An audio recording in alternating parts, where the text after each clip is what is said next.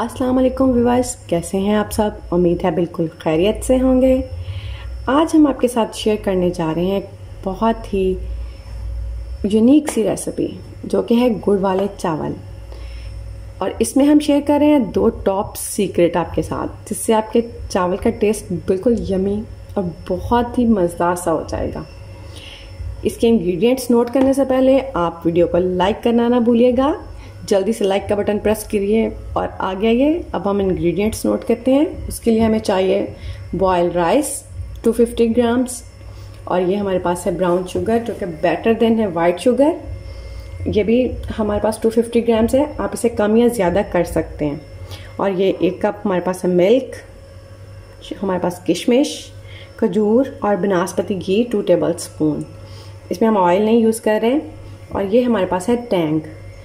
تو اس کا پروسیس ہم شروع کرنے سے پہلے آپ کو یاد کروا دیں کہ آپ نے بیل آئیکن کو پریس کرنا ہرگز نہیں بھولنا۔ تو آئیے اب ہم ملک کو جو ہے وہ اس میں ایڈ کرتے ہیں شوگر میں۔ پہلا سیکرٹ تو میں آپ کو یہ بتاتے چلوں کہ ہم اس کو ایڈ کر رہے ہیں تاکہ یہ میلٹ ہو جائے، اور اس کو ہم جتنا نیچے میلٹ کریں گے اتنا ہی بہتر ٹیسٹ آئے گا۔ جب تک یہ میلٹ ہو رہا ہے، یہ دیکھیں ہم اپنا اگلا پروسیس شروع کرتے ہیں۔ جی ویورس، یہ ہم نے اس میں ملک ایڈ کیا تھا اب براؤن شوگر میں، اور اسے ہم نے کڑھائی میں ڈال لیا اور سلو آنچ میں ہم اسے میلٹ کر رہے ہیں۔ جیسے یہ میلٹ ہو جائے، اسے زیادہ نہیں پکانا آپ نے، کیونکہ پھر اب سے آپ کے چاول جو ہیں وہ ہارڈ ہو جائیں گے۔ جتنی چاش سافٹ رہے گی اتنے آپ کے چاول بھی سافٹ بنیں گے۔ یہ ہماری بالکل میلٹ ہو چکی ہے شوگر، اور اس میں تھوڑے تھوڑے ہلکے ہلکے سے ببلس بن رہے ہیں۔ اب ہم اس میں ایڈ کرنے جا رہے ہیں جو سیکرٹ، وہ ہے ہمارا 1 ٹیبل اسپون جو ہے وہ ٹینگ، ٹھیک ہے؟ یہ ہم نے ایڈ کیا، اور اس کے ساتھ ہی ہم اس کو میلٹ کرنے کے بعد اس میں ڈالیں گے بناسپتی گھی جو کہ ہے 2 ٹیبل اسپون۔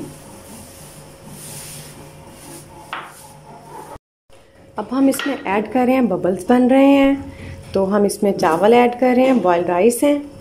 جب تک ہم بوائل رائس میں ایڈ کر رہے ہیں، آپ ساتھ ساتھ سبسکرائب کرنا ہرگز مت بھولیے گا چینل کو، تاکہ ہم کوئی بھی نئی ٹپ کچھ بھی نیا لے کے آئیں تو وہ آپ کو فوراً مل جائے، ٹھیک ہے؟ یہ اب ہم اس میں چاول ہم نے ایڈ کر دیے ہیں، اس کو مکس کریں گے۔ ہم اس کو اچھی طرح مکس کریں گے اور اس کو ہم 10 منٹ کے لیے دم پہ رکھ دیں گے۔ جی تو 10 منٹ ہو گئے ہیں۔ اب ہم دیکھیں گے ہمارے چاول بالکل دم آ چکا ہے ان میں۔ اب ہم اس میں ایڈ کر رہے ہیں کشمش اور کھجور جو ہم نے کٹنگ کر کے رکھی ہوئی تھی۔